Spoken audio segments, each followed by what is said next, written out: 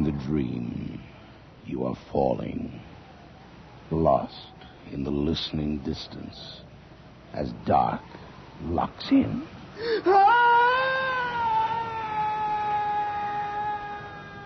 Nightfall.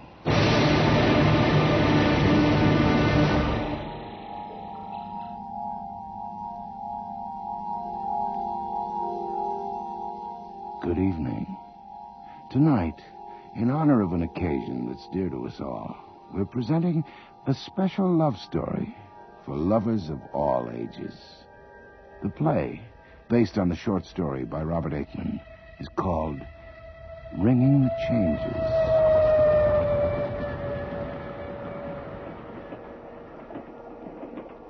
When an older man takes a very young wife, he can't be quite so easygoing about it as your average husband. The haphazard is replaced with much deep planning, with special little schemes to wall in happiness. So my wife and I decided that our honeymoon would be our own invention, at no one else's time or place. Instead of June, we were married on the last day of October. And late that very afternoon, we reached what we were sure was a dream retreat for us alone. An old-world village on the East Coast. Holy Haven was so forgotten and obscure, we were astonished to find a tiny branch-line train still ran there. A village at the end of things, we said. Perhaps they tried to warn us. The dead leaves stirred by the crawling train, even the sullen station master. But Fryn and I paid no attention. We had no sense that past the end of things lay horror.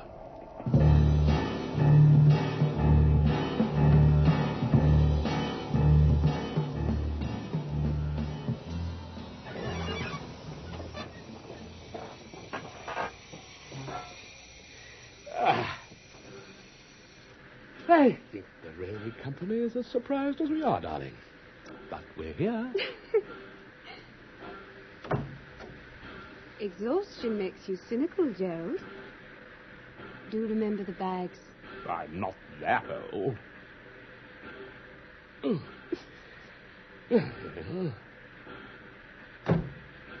Sir, madam.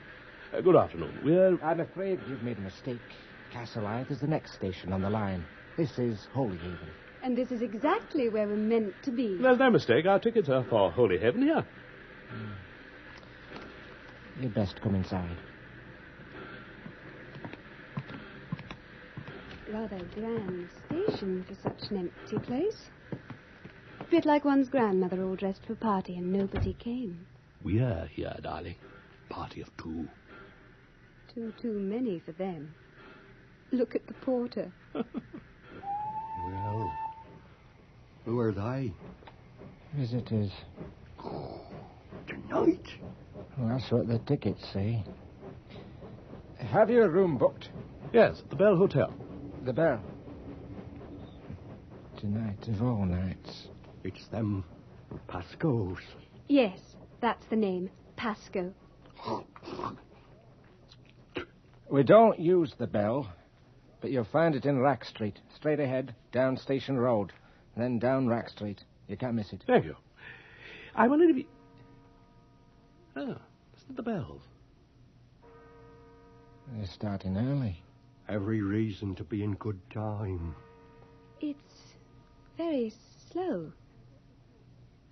I hope it's not... What do you call it? A passing bell? Passing? Why, no, ma'am. Not a passing bell exactly. More like calling. Yes.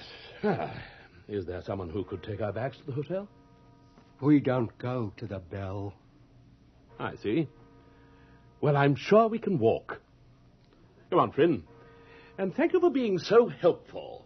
You're welcome. I'll say one thing to you, not a word more. Yes? There'll be more bells. I suppose they have to practice sometime. We like church bells. We do, really. It's not the ringing. It's when they stop. Well? When the bells stop, you go and lock yourselves away. As far away as you can. For so long as you may.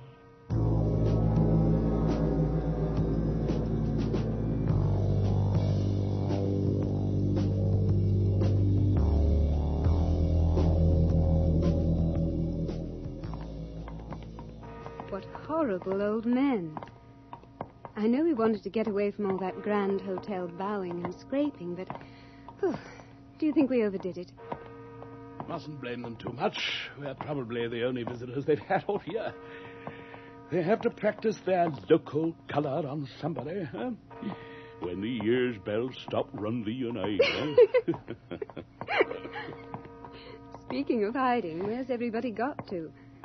It's not 6 o'clock yet, and the place is like a tomb. Where's the hotel got to? Poor Gerald. Let me help. I'm quite all right, thank you. Oh, don't go all stiff upper lip on me. I married you because you were too old to take yourself seriously. You weren't at all like those 1,000-year-old boys I had to go to dances with. Never too old to stuff a shirt.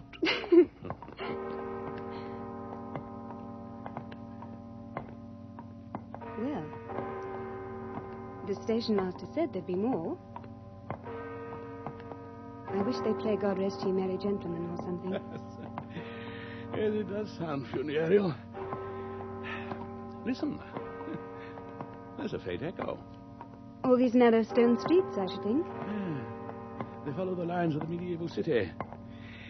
Before the rivers silted up, these towns were some of the most important seaports in England. Now, they're preserved under glass. Oh, it's like an empty stage set. I wonder what happens when the curtain goes up. Friend, What is it? look. We just passed it. Our hotel. See, the bell over the door. Oh, thank God. However did we do that?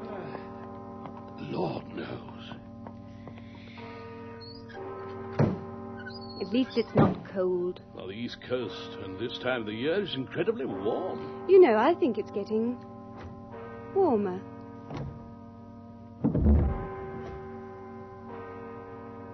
Yes? Mrs. Pascoe, Yes? I'm Gerald Horsted, and this is my wife, Fryn.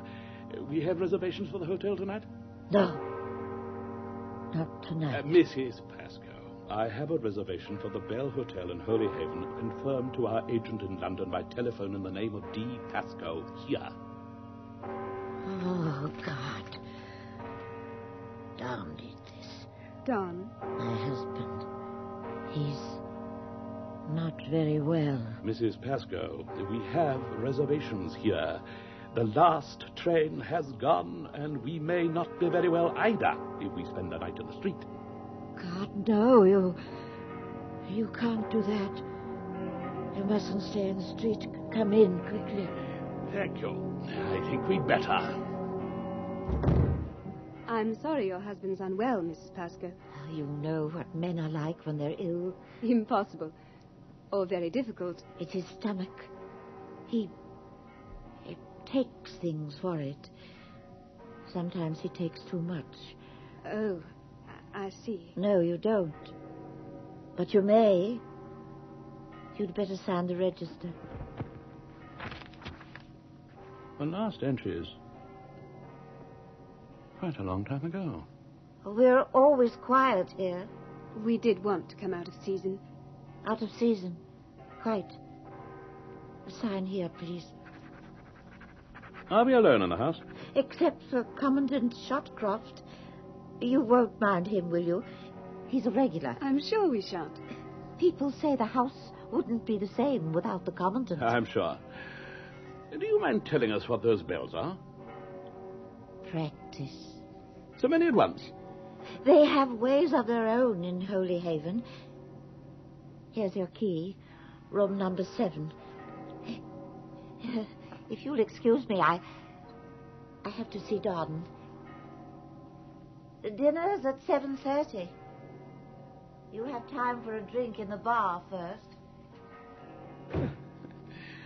We certainly have. It's only just 6. Actually, I like church bells. Oh, very well. But on one's honeymoon, they distract the attention. Not mine. You want to see the room? Not yet. And I don't want to drink. I want to see the ocean while there's still light. Anything to get away from the bells. Let's go. And find the sea.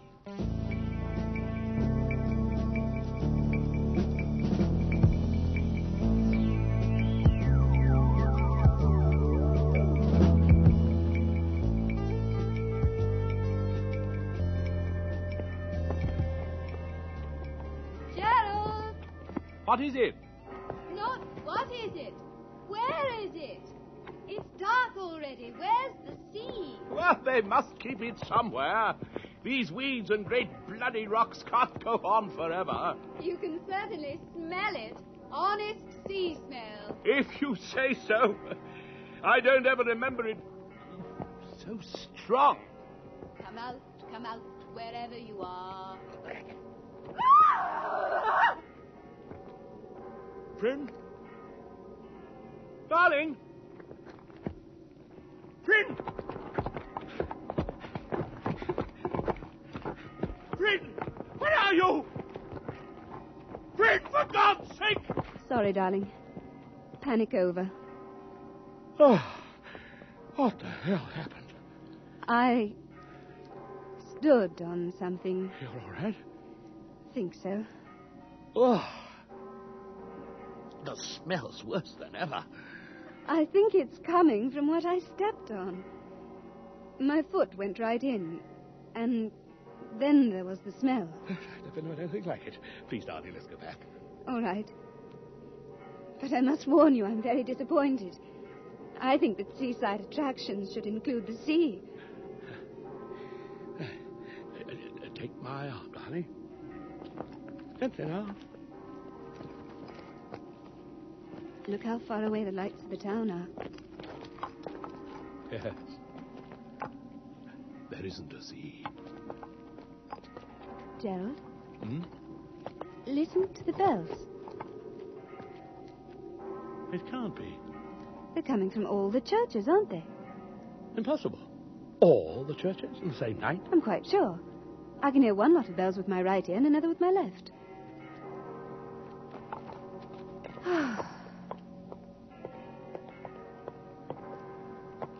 Friend?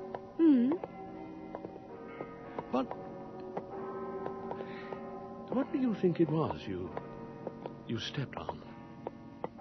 It was something soft. Something soft and... And bone.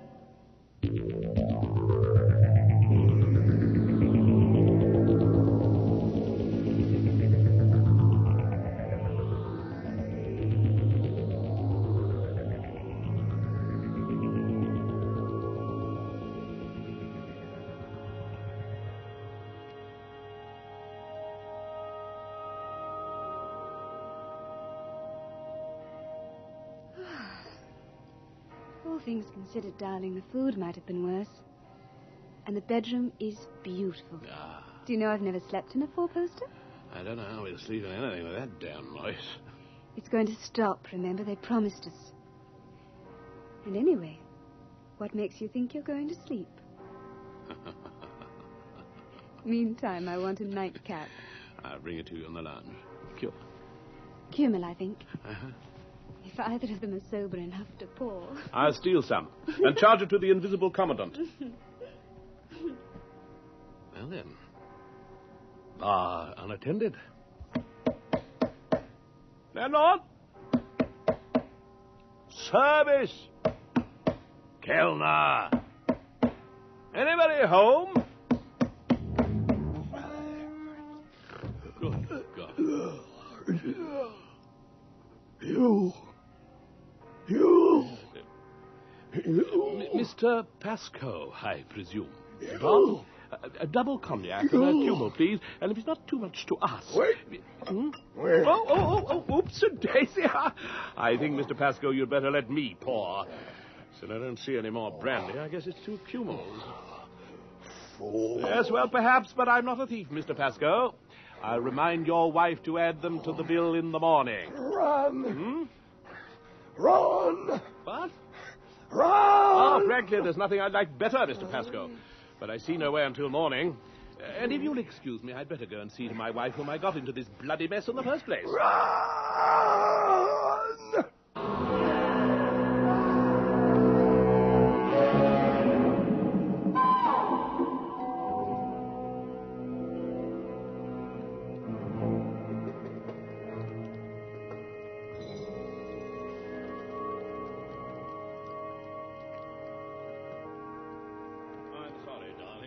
I got involved with the ineffable Don. Lord, it's dark in here. Where are you? Lower your voice, Mr. Halstead. What? Speak more softly. Your wife has fallen asleep by the fire. You should not have left her alone. She seems to have had a guardian. I presume you are Commandant Shotcroft. No need to presume. Thank you for your concern. I had a run-in with our drunken host. He was a fine man once. Don't think otherwise. Not my type. DSO and bar. DFC and bar. And now bar only, huh? Why? He got into trouble. He wasn't the kind of man to know about human nature and all its rottenness. Did he? But even so, isn't this the best place for him? The worst. For him or anyone else. Certainly a damn noisy place. Why did you have to come tonight of all nights? This doesn't happen often? Once every year. They should have told us. They don't usually accept bookings. When Pascoe was himself, they never did. How can she control him now? A woman try to control a man. Does she have an alternative? At heart, women are creatures of darkness all the time. Take her away, man. In a day or two, when... Now, there's still time. This instant. They can hardly go on practicing all night. Practicing? And what are they doing? They're ringing to wake the dead. That's a figure of speech. In Holy Haven, on this night of the year, on All Hallows Eve. On Halloween? Jack-o'-lanterns, witches... Fool! Look at your wife. You see? She hears them in her sleep. What happens? No one can tell how long they have to go on ringing. It varies from year to year. You should be all right for another half hour or so. In the end, the dead awake. First, 1 or 2. Then, all of them. And the sea? Draws back. You've seen it yourself, then. In a place like this, there are always several drowned each year, but that's only a few. Most of them come not from the water, but from the earth. It is not a pretty sight. Where do they go? Do you think I'd follow them to find out? You advise me to go. Where? Where doesn't matter. I have no car. Then you'd better walk. Huh? She's young and strong. She's 20 years younger than you. And therefore 20 years more important. What about you? I've lived here a long time now. I know what to do. And the Pascoes? He's drunk. There's nothing in or out of the world to fear if you're thoroughly drunk. Your wife is wakening. I don't think there's anything more to say. You should still have time. You make me wish I had a Bible. Isaiah might be useful. Repent, O Jerusalem. I had a more specific verse in mind. The satyr shall cry to his fellow. Good night, Mr. Halstead.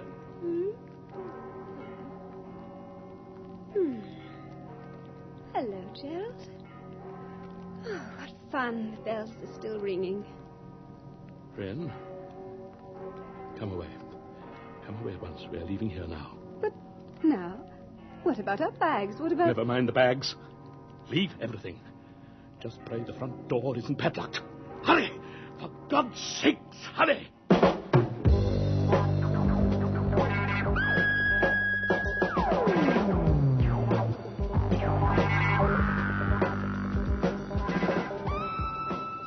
Only one boat! Time. Still time. Ah! Listen to the bells. They're like plunging horses in the sky. Which way because I can't The bells. They stopped. Where are my bells? Why? Why did they stop? The dead are awake. Too late. The dead are awake. We're too late. The dead are awake. The bells are gone. Oh, merciful God! What was that? They just ran down the street. You didn't see it, did you? A man, I think. Very dark. And holding some kind of cloth over his head. That's all you saw?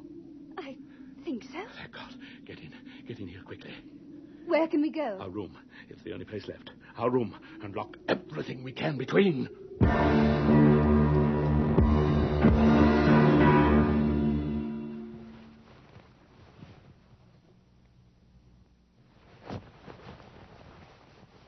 The Commandant warned me. I should have gone. Nowhere to go. I don't expect they'll trouble us. Where's that damn light? It's dark as worse than anything. Yeah, the current's gone. Nothing to see till daylight. Gerald, don't leave me. I'm right here, darling. We'll wait it out no matter what happens. Listen. My God. They're coming. They're coming here. Get a grip on yourself. They don't want us. We don't belong here. That's why they're coming. Friend, it's only fear. It's extraordinary how frightened one can be, even when one knows there's no direct menace. None. No menace? We'll think of something else. Do you think we can? Of course we can. It's only till tomorrow. They can't be actually dangerous, or it would be stopped. Of course, of course. They've broken the street door. They're in the hotel. Stay quiet. For God's sakes, stay quiet. They're coming up the stairs. Shut up. Shut up. They'll hear us. What do the dead hear, Gerald? What do they hear?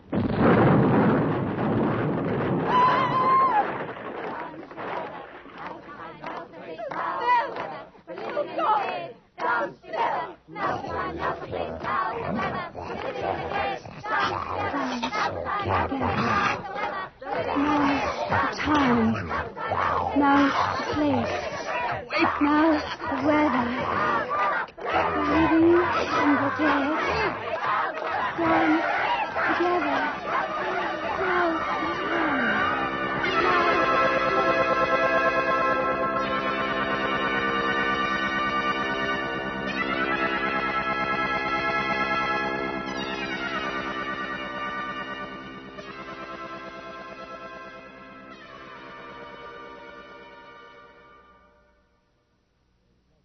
The next I knew, there was light in the windows, and the wrecked bedroom was empty. How I got downstairs, I don't know. But there she was. Her nightdress was so torn that she was almost naked. Darling, look at you. Look at me. Oh, my darling. Here I am. Not to worry. We're not going to talk about it now. You must be in shock. We'll walk to the main road and flag a car. For God's sakes, take my raincoat. You can't go trumping the countryside looking like something from the Folies Bergère.